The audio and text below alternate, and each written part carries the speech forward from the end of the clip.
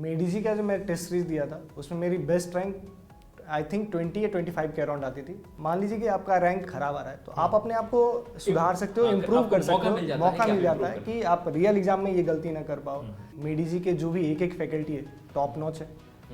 और मैंने तो सर जो क्लास में बताया जाता था बस वही फॉलो करता था। जस्ट लाइक कि सर बोलते थे कि सबसे पहले आपको क्लास नोट्स रिवाइज करना है। आपने टेस्ट सीरीज कब शुरू किया था लगाना, कौन से महीने में?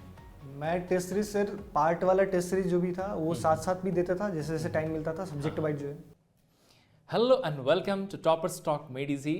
आज हमारे साथ एक स्पेशल गेस्ट हैं मिस्टर राजीव कुमार। ये रहने वाले हैं मधुबनी बिहार के और इन्होंने अपनी बीटेक की पढ़ाई करी है ISM धनबाद से। इन्होंने 2025 वाले सेशन में इंजीनियरिंग सर्विसेज और गेट का जो फाउंडेशन बैच होता है उसको मेडीजी में लिया हुआ था और मई से तैयारी इन्होंने स्टार्ट करी और फेब जो कि मैं देख पा रहा हूँ 7-8 महीने की तैयारी में जो गेट 2026 है उसमें 42 रैंक हासिल किया है। सबसे पहले राजीव, स्वागत है आपका स्टूडियो में। And dear very very congratulations for getting this beautiful rank. Thank you sir. So Rajiv, मैं बात करूंगा एक एक करके, पूछूंगा आपसे जर्नी के बारे में कि ये पूरा ओवरऑल जर्नी कैसा रहा है, क्या है। इस बात का ये गवाह है डियर कि अगर आपने कुछ महीने की तैयारी से अगर 42 रैंक हासिल किए हो तो जबरदस्त आपने तैयारी करी होगी इस बहुत ही कम समय में। तो मैं सीधा एक चीज पे आता हूं कि आपने जब ज्वाइन किया मेडीजी, मई का महीना था और एग्जाम आपने दिया फेब में, ठीक है, और इस थोड़े समय की प्रिपरेशन में 42 रैंक तक लेकर आ गए अपने आप को। तो इसमें सबसे पहला जो सबसे इंपॉर्टेंट रहा आपके लिए इस पूरी तैयारी जर्नी में वो क्या था? मेन इंपॉर्टेंट तो ऑब्वियसली सर कोचिंग का है, मेडीजी का। बहुत सपोर्ट किए सर और मेडीजी का वर्क बुक, PYQ सब रिलेवेंट है और बहुत अच्छे से डिज़ाइन किया गया है।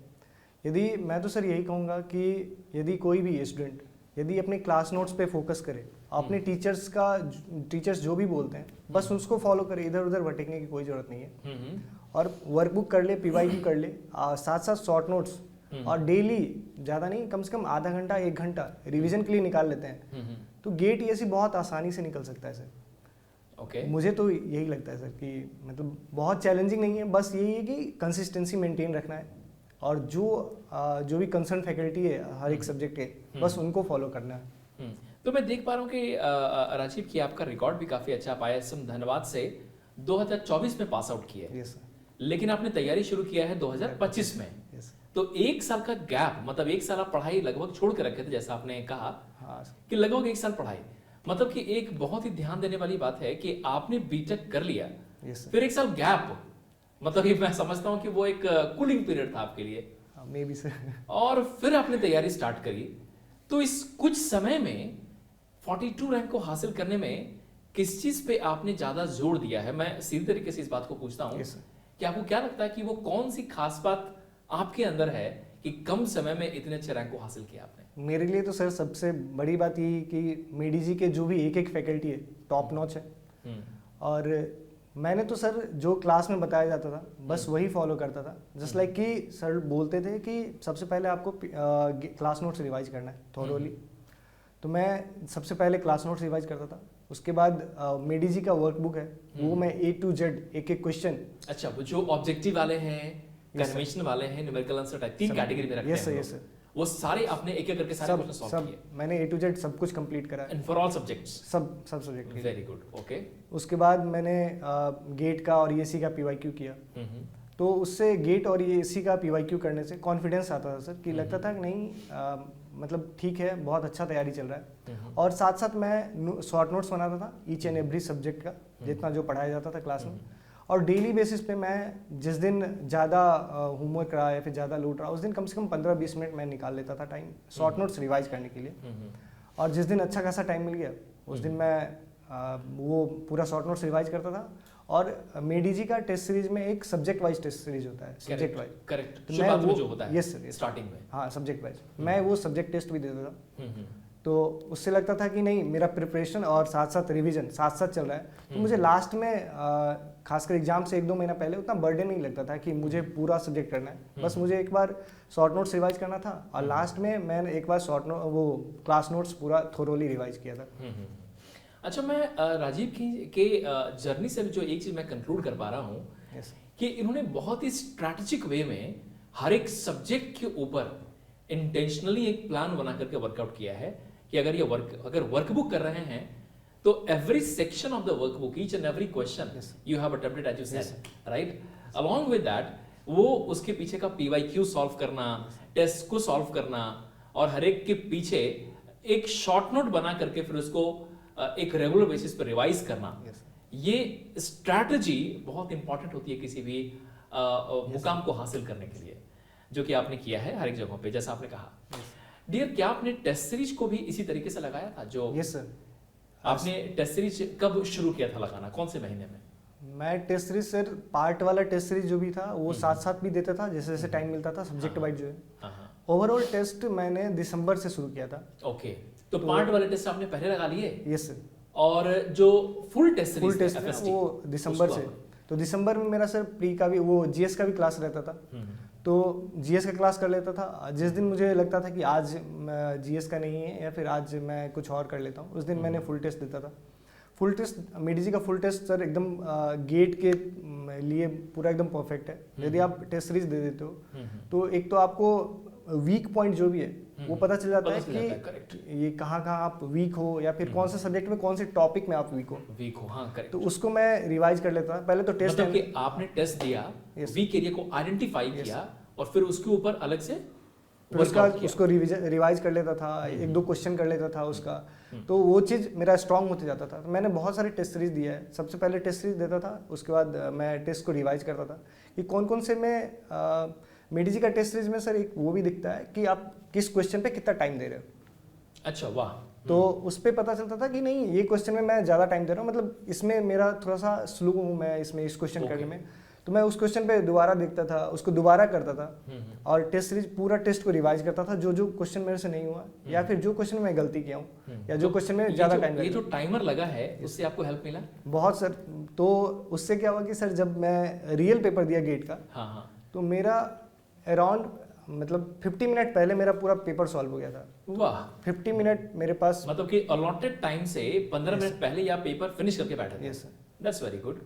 तो लेकिन जब मैं मेडिजी का देता था उसका क्वेश्चन काफ़ी अच्छा रहता है, और आप यदि मेडिजी का टेस्ट सीरीज देते हो तो उससे क्या होता है कि आपकी पूरी एक पकड़ बन जाती है कि 3 घंटे में मुझे इतने क्वेश्चन करने हैं। यदि इफ़ की गेट का क्वेश्चन बहुत अच्छा आ गया या बहुत टफर साइड आएगा, फिर भी आप कंप्लीट कर लोगे, क्योंकि एक तो टेस्ट सीरीज जो भी मेडिजी का डिजाइन किया हुआ है बहुत रिलेवेंट है, बहुत रिलेवेंट है, बहुत रिलेवेंट, बहुत इंटेलिजेंटली डिजाइन किया हमारी टीम है उसके। एक एक क्वेश्चन से आप एक तो पूरा कॉन्सेप्ट क्लियर हो जाएगा, आज जो भी वीक एरिया वो भी आइडेंटिफाई हो जाता है। करेक्ट। तो वो बहुत हेल्प किया सर, इसीलिए मैं मतलब 50 मिनट पहले मेरा हो चुका था, तो उसके बाद मैं आराम से बैठा था, चिल किया था। ओके, तो अब मैं पूरी तैयारी को अगर आप कहूँ राजीव, तो आपने जो टेस्ट सीरीज लगाया और क्लास में किए, ये सब मिला के कंप्लीट पैकेज है जो आपको रैंक लाने के लिए काफी है।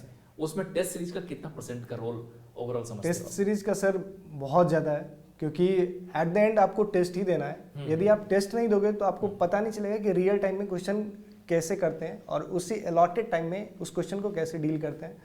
यदि सिर्फ आप क्लास नोट्स जाओगे, आपको आता तो सब कुछ होगा, लेकिन वही कि उस एक गिवन टाइम में वो कभी कभी आप नहीं भी कर पाओगे, या फिर क्या होता है कभी कभी सर सिली मिस्टेक्स बहुत ज़्यादा हो जाता है कि आप गिवन टाइम में या टेस्ट सीरीज नहीं देते हो, तो होता है कि कभी कभी कि आप उस क्वेश्चन को तभी नहीं कर पाए, या फिर कुछ सिली मिस्टेक कर दिए। तो वो सब सिली मिस्टेक्स जो भी होते हैं सर कैलकुलेशन में या फिर कभी कभी फॉर्मूले में, वो सब आइडेंटिफाई हो जाता है, आप उस पर काम कर सकते हो। तो रियल पेपर जो होता है वो आपको काफ़ी हेल्प करता है, काफ़ी हेल्प करता है।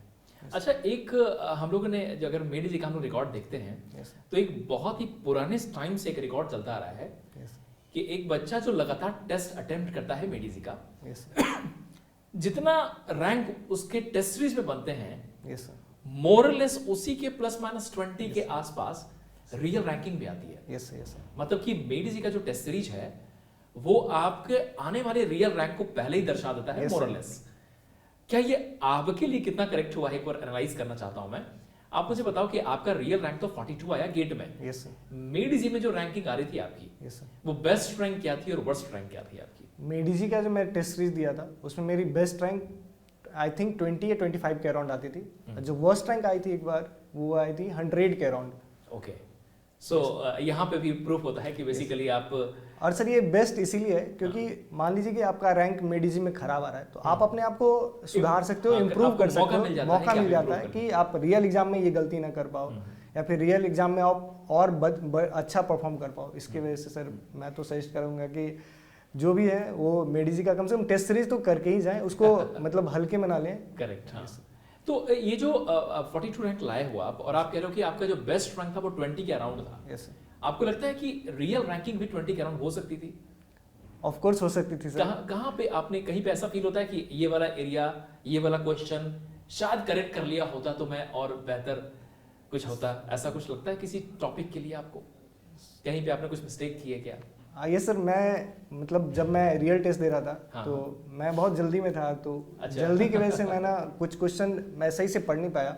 एक्चुअली कुछ क्वेश्चन था, एक क्वेश्चन था मेरे वाले सेट में, आपका मॉर्निंग सेट था? Yes sir, morning. तो उसमें एक क्वेश्चन था ओसीएफ का। Yes sir. तो उसमें क्वेश्चन में एक्चुअली नीचे लिखा हुआ था कि which of the option is not correct. तो मैंने जल्दी में पढ़ा और करेक्ट लास्ट में लिखा हुआ, तो मैंने करेक्ट देखा और करेक्ट लगा दिया, तो जबकि मैं वो देख नहीं पाया, तो उसकी वजह से वो मेरा गलती हो गया। हाँ, तो ये देखो, ये बहुत ही कॉमन चीज होती है, ये नॉट करेक्ट करना बड़ा कॉमन मिस्टेक है। Yes sir. ये कोई भी बच्चा जो तैयारी करता है ना, तो नॉट करेक्ट को अक्सर जल्दबाजी में करेक्ट समझ के वो रॉन्ग आंसर, और वो इतना इंटेलिजेंटली ऑप्शन भी फ्रेम करते हैं कि बच्चा वो गलत मार्क कर ही लेगा। ठीक है, तो उस पर थोड़ा ध्यान देना। मैं बच्चों को भी एक मैसेज देना चाहता हूँ कि अगर आप एग्जाम के क्वेश्चंस को अटेम्प्ट कर रहे हो my dear, it is very very important to read the question very properly so that mistake should not be made while solving. Yes. ठीक है, क्योंकि गलत पढ़ने से वो चारों ऑप्शन बहुत ही इंटेलिजेंटली फ्रेम्ड होते हैं। तो अगर आपने कहीं पे कोई गलती करी, अगर कहीं पर भी कुछ आपने किया, तो गलत आंसर पकड़ लेने के चांसेस काफी ज्यादा बढ़ जाते हैं। Yes sir. ठीक है, और क्या एरिया था जो आपको लगता है? तो सर मेरा सब टेक्निकल तो मेरा बहुत स्ट्रांग था, लेकिन मैं गलती वही कि मतलब जल्दी क्वेश्चन को अटेम्प्ट करने के चक्कर में मैंने एक प्रोबेबिलिटी का क्वेश्चन गलती कर दिया। ओके। क्योंकि वो बहुत आसान सा था, तो वो कंडीशनल प्रोबेबिलिटी का क्वेश्चन था, तो वो मैंने गलत कर दिया। तो मुझे रियलाइज नहीं हुआ, लगा कि अरे यार बहुत पहले से करते हैं, इसमें गलती कैसे हो सकती है, जबकि मैंने कैलकुलेशन जब कैलकुलेटर में पुट किया था तो वो चीज़ मैंने वहाँ गलती की थी। तो सबसे इंपॉर्टेंट ये है कि सर गेट का, खासकर गेट का जब एग्जाम देते हैं तो कैलकुलेटर का प्रैक्टिस मतलब करते रहें, खासकर टेस्ट सीरीज जो भी दे रहे हैं, तो टेस्ट सीरीज हो क्या रहा है सर कि कैलकुलेटर का भी प्रैक्टिस हो रहा है, क्योंकि आप जब फिजिकल कैलकुलेटर यूज करते हो वहाँ आपको सब कुछ दिखता है। हाँ, और हाथ ही बैठ जाता है लोगों का, ये टक टक टक करके कर लेते हैं लोग। वहाँ क्या होता है सर कि एक तो माउस मूव कर्सर लेके जाना, और वो फ्रेंडली नहीं होते हैं, तो इसीलिए वो बहुत मतलब इंपॉर्टेंट है सर कि गेट का कम से कम test series. Yes sir, test series के साथ साथ वो भी कंप्यूटर पे करना, मतलब ऐसा नहीं कि फोन पे कर रहे हो। यस सर, वो बहुत इंपॉर्टेंट है, बहुत इंपॉर्टेंट है। तो ये जो पूरा जर्नी हुआ डियर, मैं आप सब्जेक्ट पे आऊंगा। आप चूंकि बिलोंग करते हो आईएसएम धनबाद से, आपने बीटेक करी है और उसके बाद आप मेडिजी आए, तो क्या आपको यहाँ के पढ़ाई में कोई डिफरेंस नजर आया कि जो पहले से आप बेस बनाकर आए और मेडिजी पहुंचे, फिर यहाँ पे सब्जेक्ट तो वही है जो आपने बीटेक में पढ़ा है, तो क्या कोई अंतर लगा आपको कि आपको लगा कि ये ईएससी गेट के हिसाब से कितना रिलेवेंट और कितना ज्यादा चीजें हैं? सर जब मैं क्लास नोट्स रिवाइज करता था, उसके बाद जब भी मैं पीवाईक्यू देखता था, तो ऐसा कोई क्वेश्चन, एक आध क्वेश्चन जो ऑफ द टॉपिक, वो तो हर एक सब्जेक्ट में हर एक टॉपिक में आ जाता सर, लेकिन जो 99.9% मैं तो कहूँगा कि सब क्लास नोट से आते हैं। उसके अलावा कुछ नहीं करना है, बस आपको क्लास नोट पे मतलब सटीक होना है, फोकस रहना है, बस क्लास नोट्स करना है।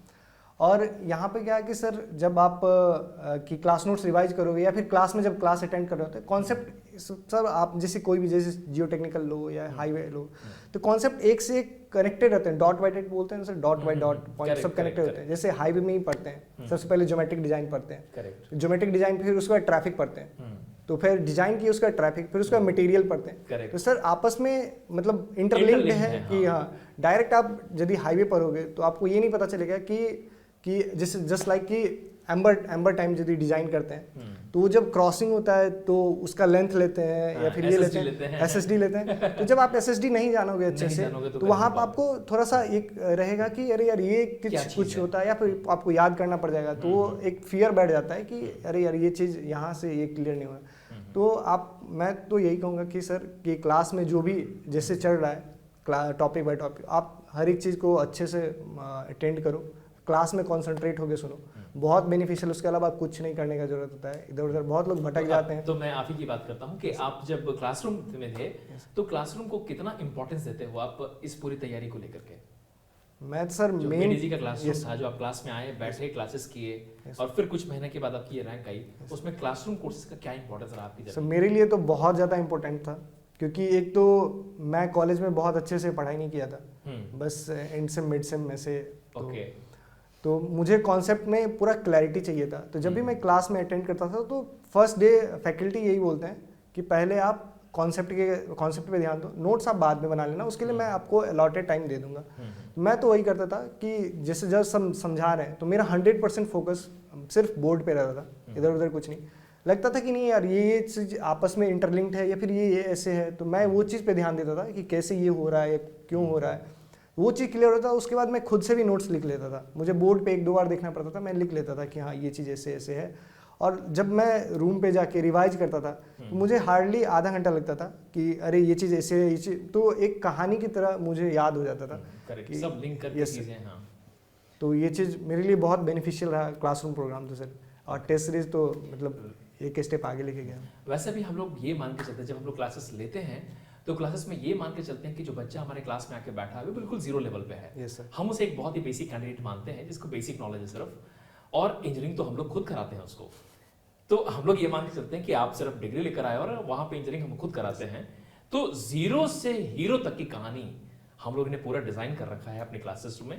तो अगर आपको भी अगर ऐसा लगता है कि क्या आपका बेस है या नहीं है, क्या आपसे ईएससी की तैयारी, गेट की तैयारी ऐसा कुछ हो पाएगा या नहीं हो पाएगा, माय डियर स्टूडेंट, जो क्लासरूम कोर्सेस होते हैं उसमें हम लोग जीरो से हीरो तक प्रॉपरली डिजाइन करके रखते हैं। तो कोई भी फेयर अपने दिल में बिल्कुल ना रखें। अगर आपको लगता है कि तैयारी करनी है तो ये प्लेटफॉर्म जो होता है मेडीजी का जो क्लासरूम कोर्स होता है वो बहुत ही प्रॉपरली वेल डिजाइंड है, जो आपको हीरो से जीरो से हीरो तक के लेके जा सकता है। सो राजीव, आपसे बात करके बहुत अच्छा लगा। Thank you sir. सो आगे के क्या प्लान है राजीव, आगे आप क्या चाहते हो? अभी तो सर करंटली मैं यही चाहता हूँ कि ईएससी में मेरी अच्छी रैंक हो जाए, और उसके बाद फर्दर प्लान्स देखो तो सर मेरा मेन फोकस तो मतलब कॉलेज टाइम से ही रहा है कि सिविल सर्विस करूँ। Okay, very good. यदि वंस आई डन कि मेरा ईएससी में अच्छा रैंक या फिर हो जाता है, उसके बाद मैं सीएससी की तरफ देखता हूँ sir. Okay, very good, very good, very inspirable your story. Rajiv, बच्चों को कुछ मैसेज देना चाहते हैं जो अभी के आज के एस्पिरेंट्स हैं? मैं सर सिंपल सी बात कहूँगा कि जो भी आपकी कंसर्न फैकल्टी है बस उस पर फोकस करें। बहुत सारे इधर उधर सर आदमी भटक जाता है कभी, ये कुछ बस नहीं करना है, सिर्फ जो फैकल्टी बोलते हैं बस वही करना है। और कुछ नहीं, बस एक बार आप क्लास नोट्स रिवाइज कर लो, वर्कबुक कर लो, फिर एक बार पीवाईक्यू देखोगे ना, आपको खुद ही कॉन्फिडेंस आएगा कि नहीं यार चीज़ें बहुत आसान है, क्लास में बहुत आगे तक पढ़ाया जाता है या बहुत अच्छे लेवल पे पढ़ाया जाता है। आजकल क्वेश्चन गेट भी देख लो सर, तो बहुत अच्छे क्वेश्चन नहीं आ रहे, बहुत मतलब इजी क्वेश्चन या मॉडरेट क्वेश्चन आते हैं, तो बहुत आसान हो जाता है सर। जब आप खासकर क्लासरूम कोर्स ज्वाइन करते हो तो चीज़ें बहुत बहुत मतलब लगता है कि यार ठीक है, बहुत आसान हो जाता है। तो मेरे लिए सर बहुत मतलब क्लासरूम कोर्स तो बहुत हेल्पफुल रहा है आपके लिए, बहुत ज़्यादा सर की। ओके, चलो, very very thank you so much Rajiv joining us through the studio, and wish you again very congratulations for getting this rank. Thank you sir, and wish you very good luck for your next success. Thank you. Thank you so much.